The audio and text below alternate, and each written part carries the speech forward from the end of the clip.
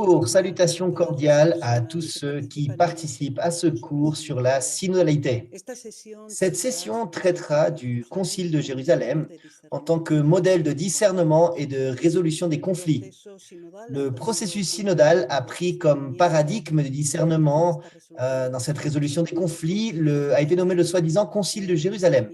Le discernement est une activité fondamentale lorsqu'il s'agit de faire face aux nouveaux défis qui surgissent dans la vie de l'Église, lorsqu'elle essaye de faire face aux problèmes qu'elle rencontre. Et cette nécessité doit rendre le message pertinent pour garder un équilibre entre la fidélité et la mise à jour quotidienne et à chaque heure. Et c'est pourquoi dans Acte 15, on a un bon exemple de ce processus communautaire dans lequel, face à une situation décisive et problématique, on discerne si ce qui s'y passe est un produit de Dieu ou non. Si dans ces événements, dans ces nouvelles pratiques et idées, il est possible de voir l'action de l'esprit ou le contraire.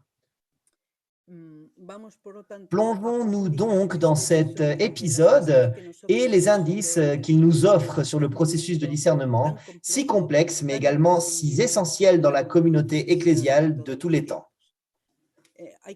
Nous devons commencer par voir que le contexte narratif où se trouve l'épisode d'Acte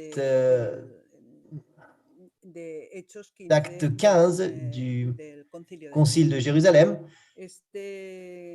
Cette histoire est au milieu du livre des Actes, c'est-à-dire qu'il agit comme une charnière entre les 14 premiers chapitres et ce qui viendra ensuite. Dans les premiers chapitres, ce qui est raconté est l'extension de l'Évangile, l'acceptation par les païens. Sans intention de le faire, une nouvelle pratique surgit qui est l'admission de ces païens sans circoncision au préalable ni obligation de se conformer aux lois de Moïse, ce qui avait créé une situation inconnue et problématique qui remettait en question la pratique et la croyance la plus traditionnelle de la religion juive telle qu'elle avait été incarnée dans la Torah après l'exil. Et ce qui est abordé dans le chapitre 15, les problèmes qui créent en particulier pour une partie de la communauté. Cette nouvelle pratique, afin de discerner si l'Esprit de Dieu est derrière cette nouveauté, afin de discerner les signes des temps et de voir si en eux on reconnaît cette présence de l'Esprit de Dieu. Dans les chapitres suivants, 16 à 28, l'histoire continue de raconter la façon dont ces décisions prises au Conseil sont prises en même temps que se déroule le développement de l'histoire, qui est donc présenté afin qu'on puisse voir et de voir que ces décisions qui ont été prises sont également dépassées par les faits. Le Concile de Jérusalem doit être considéré comme ce processus de discernement dans la résolution des conflits. Au sein du Conseil de Jérusalem, nous allons nous concentrer sur le chapitre que raconte ce concile, le chapitre 15, et qui commence par présenter ce problème. Le problème causé par la convocation de la réunion de Jérusalem et qui n'est autre que l'intransigeance d'un groupe qui arrive à Antiochia parce qu'il n'accepte pas cette nouvelle situation qui est racontée dans les chapitres précédents, qui est celle que les païens peuvent appartenir à la communauté des croyants du Christ sans les obliger à devenir juifs d'abord. Ce que dénoncent ces personnes, comme je dis, ceux qui dénoncent sont certains membres de l'Église de Judée, dont on dira plus tard qu'ils sont du parti des pharisiens. Donc, ce fait provoque une discussion animée avec Paul et Barnabé, qui avaient été les auteurs de cette extension de l'Évangile, bien qu'en réalité, il y en avait eu d'autres qui l'avaient fait également.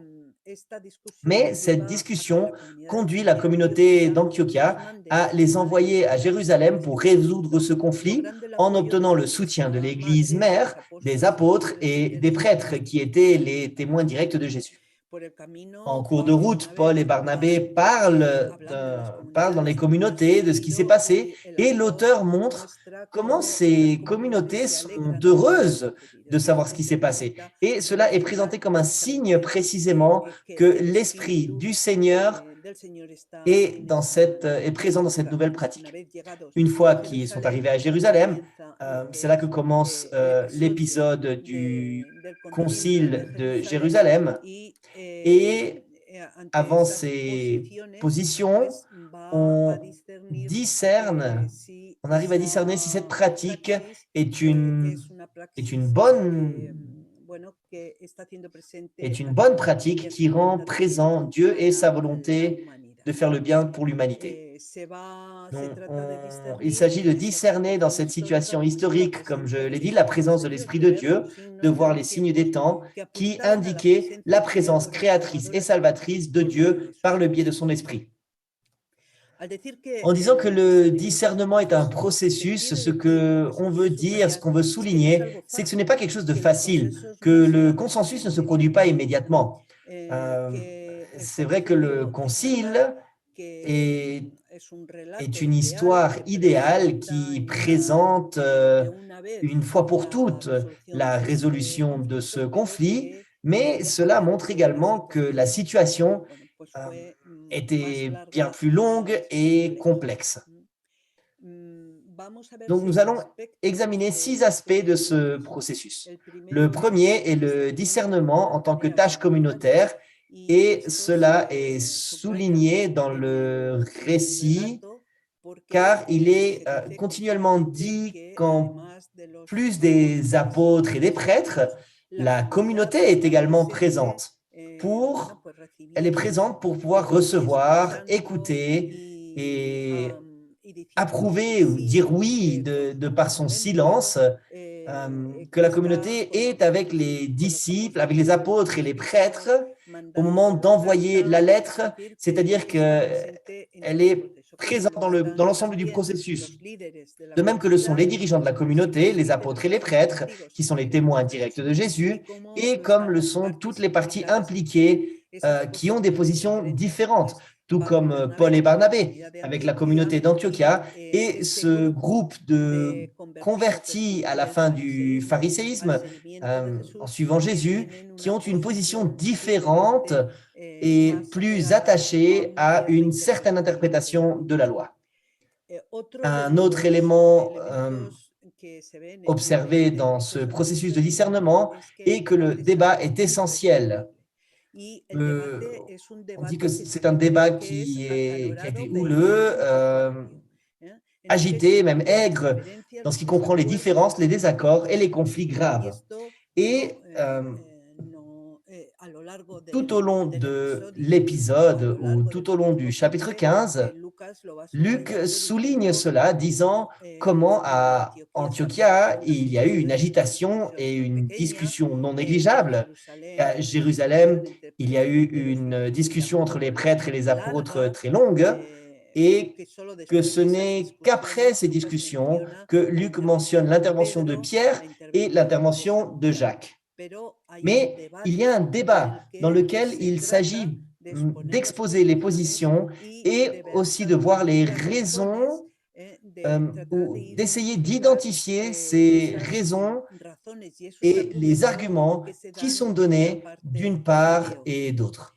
Le débat ne se termine pas d'un coup, mais il y a plusieurs interventions de part et d'autre. Par exemple, Paul et Barnabé racontent ce qu'ils ont déjà raconté, ce qui s'est passé, et la deuxième fois où ils interviennent, ils donnent une interprétation qu'ils font eux-mêmes des signes perçus. perçu dans ces nouveautés surprenantes, dans ces circonstances qui ont été vécues, qui ont vécu les signes qu'ils interprètent comme la présence de l'Esprit. Donc, à la fin, quand Luc met dans la bouche de Jacques, chef d'un autre courant de l'Église, Jérusalem Tzigane, il met dans sa bouche l'interprétation de ce qui s'est passé à la lumière de l'Écriture. Parce que comme nous le verrons, c'est un autre des éléments fondamentaux. Jacques utilise Amos 9:11, une promesse. Il n'utilise pas la Torah, mais il utilise les prophètes qui lui permettent de comprendre ce qui s'est passé et lui fournissent une image pour l'exprimer. C'est ainsi que Dieu a agrandi sa tente pour accueillir toutes les nations. Bien. Un troisième élément est que les participants au discernement sont l'assemblée et les dirigeants. J'ai déjà commenté comment Luc expose comment l'Assemblée participe et comment les dirigeants participent à ce processus. À ce stade, il est intéressant de faire une bonne herméneutique afin de voir l'ensemble et conjuguer l'ensemble pour combiner cette histoire idéale, cette histoire littéraire, avec la connaissance du processus de la conformation historique des structures organisationnelles et l'exercice de l'autorité dans les communautés ecclésiales, leur diversité, leur influence culturelle. Le quatrième élément serait le thème ou le but de discerner la volonté de Dieu et la présence de son esprit, la volonté de Dieu pour le bien et la présence de son esprit dans l'expérience, dans cette nouvelle histoire. Et c'est ici que dans ce discernement qui est fait de la nouvelle pratique pour découvrir les traces de Dieu et de son esprit, l'écriture est conjuguée ou est également utilisée parce que l'écriture qui rassemble cette expérience de rencontre libératrice avec Dieu est importante pour discerner ces signes des temps, ces signes de la présence de l'Esprit de Dieu dans cette nouvelle pratique. Le discernement n'est pas un processus déductif basé sur des principes théoriques ou doctrinaux, ni une nouvelle révélation dans le style gnostique. Ce que nous voyons, c'est un processus. Le discernement se fait en regardant l'histoire, d'une part, en écoutant et en dialoguant largement avec les représentants des églises, avec la participation de tous les membres, la relecture des Écritures, et c'est ainsi que l'action de l'esprit est découverte. C'est ce que nous voyons, par exemple, ce qui s'est produit dans cette intervention de Jacques, qui recueille en Amos 9 tout pour pouvoir interpréter ce qui s'est passé dans l'histoire qu'il raconte. Un autre élément ultérieur serait donc le fruit de la paix et de la joie comme critère de succès et de vérité dans le processus de discernement dans la résolution des conflits. C'est-à-dire, en quoi ce processus de discernement termine-t-il? Le résultat final ne peut laisser ni de vainqueur ni de vaincu, mais des convaincus. Comment, parmi tous, on a discerné comment faire avancer la volonté de Dieu pour le bien dans cette situation concrète. Le récit raconte l'histoire d'Acte 15. Il raconte comment le discernement effectué au Concile de Jérusalem, avec les apôtres, les prêtres et toute l'Église, écrivent une lettre à la communauté d'Antiochia, ils l'envoient, et quand cette communauté la reçoit, ils la lisent, et le texte raconte qu'ils étaient remplis de joie quand ils ont reçu ce nouveau souffle. Et après un certain temps, ils ont renvoyé les messagers en paix. C'est-à-dire que dans ces sentiments, en plus du désir de maintenir l'unité, ils apparaissent comme des signes d'authenticité de ce processus de discernement, comme un critère du succès et de la vérité de celui-ci, comme un signe que son origine était en Dieu et qu'il avait été le fruit de l'esprit et de la communauté.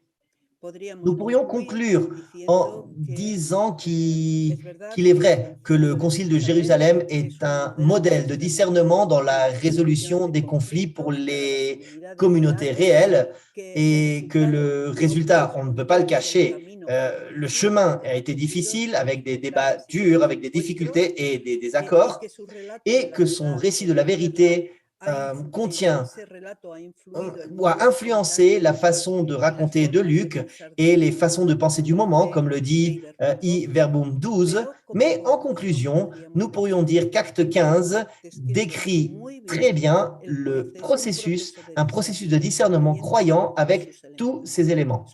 L'écoute, le dialogue, la participation de tous les membres de l'Église, l'ouverture à la nouveauté de l'esprit qui se découvre dans l'histoire, regarder avec les yeux de la foi et un consensus complet, des concessions mutuelles qui remplissent tout le monde de joie et de paix. Donc, c'est tout pour ma part. Le développement de ces notes peut être lu dans l'article plus complet qui est joint.